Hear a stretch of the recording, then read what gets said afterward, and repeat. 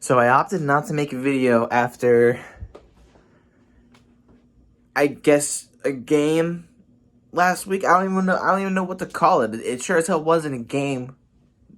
I mean, no starters for the Eagles made any appearance, really. And for the past six straight quarters, the Eagles have been outscored 52-0 in these preseason games. So, yeah, I'm just being outright honest with you guys. I had no intention of making a video breaking down and talking about the good and the bad when it was all bad. There's nothing worth talking about in my eyes. Tomorrow night, though, we don't know what the hell we're going to see. We don't know who we're going to see. Jalen Hurts might not make an appearance. Nick Sirianni has no clue whether or not he's going to make an appearance, if he's going to start. And if he doesn't start, I don't know about the rest of the starters.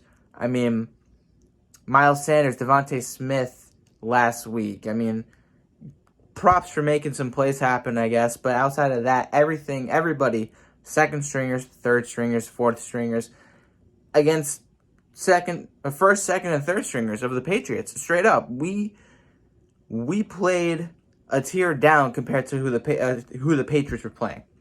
And it showed. And then even when the Patriots did play their backups against our backups, we still looked like shit.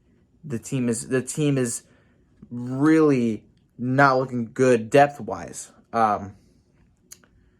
They're valuing practice a lot more, which I'm not sure is a good thing to do, as opposed to games. The only main reason I can think that they're doing this is because of the injuries the Eagles have been dealing with since 2017, since really the Doug Peterson era, in its peak, 2017 and 2018.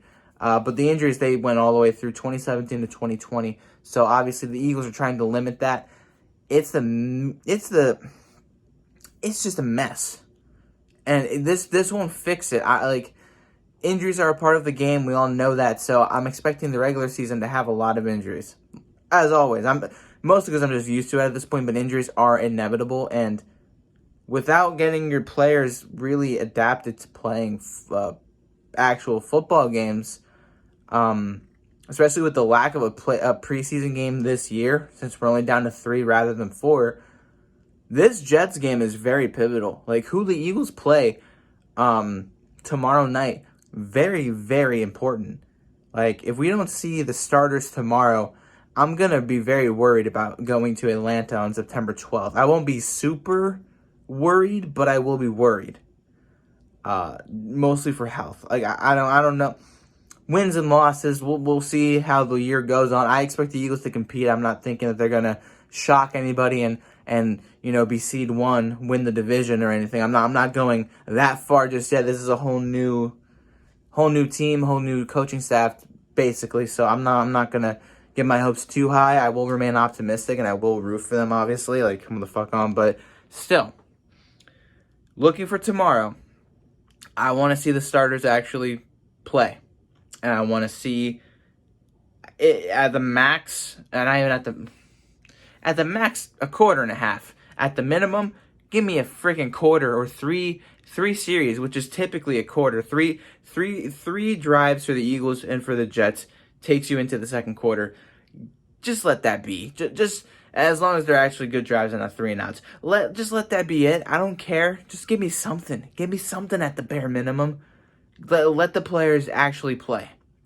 And sure, limit some players. If you want to limit Hurts because of his stomach thing that he had last week, that's perfectly fine. If you want to limit Miles Sanders because you don't want him to get too overworked too early, that's fine. Let the younger running backs let Jordan Howard prove his worth alongside Kenneth Gainwell.